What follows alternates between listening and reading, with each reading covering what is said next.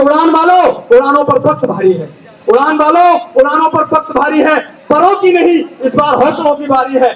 दुआ करो ठीक भाई की हिम्मत सलामत रहे। ये एक चिराग कई आंधियों पे भारी है, ये एक चिराग कई आंधियों पे भारी है। साथियों, ये आपका भाई, आपका नौजवान साथी, आपका बेटा ये अपने लिए लड़ाई नहीं लड़ रहा है, ये वो लड़ाई लड़ रहा है कि 13 लोग इस सड़े हुए सिस्टम की भेंट चढ़ गए और आने वाले हमारे कोई बच्चा इस सड़े हुए सिस्टम की भेंट न चढ़े। इसलिए सरकारी तंत्र से इस मजबूत, जो अपने आप को पुलिस के दम पर मजबूत दिखाता है, उस तंत्र से लड़ाई लड़ रहा है। ये आपके हौसलों के दम पर लड़ाई लड़ रहा है और आपको अपने घरों से निकल के आना होगा। अगर आप इस तानाशाह सरकार का विरोध नहीं करते हैं, इस सड़े हुए सिस्टम का विरोध नहीं करते हैं, तो आपके आने वाले बच्चे आपसे पूछेंगे कि जब ऐसे लोग यहाँ बैठे थे, जंतर मंतर पर सरकार का विरोध कर रहे थे, तो आप घरों में क्यों बैठे हुए थे? आज उसका नतीजा हम भोग रहे हैं। झूठे वतन परस्तों से और सत्ता के मक्कारों से, झूठे वतन परस्तों से और सत्ता के मक्कारों से, पूंजीपतियों के दलाल से और चोरों के सरदारों से, संसद के गूंगे खंभों से और बहरी दीवारों से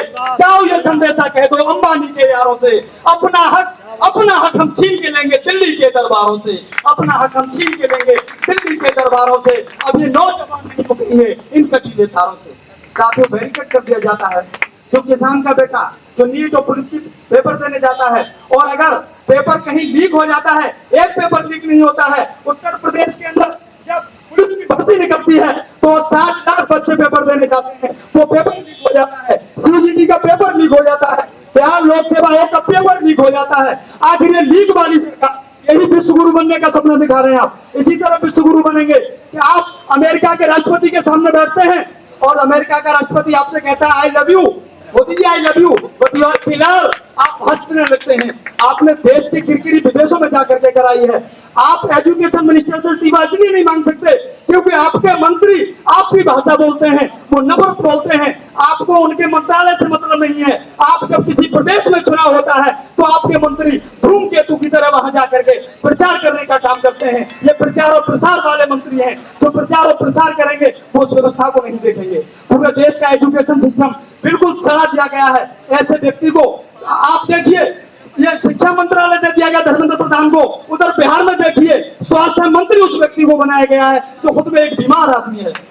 तो ऐसे लोगों को जब मंत्रालय दे दोगे तो आप उम्मीद कर सकते हो कि व्यवस्था सही से चलेगी।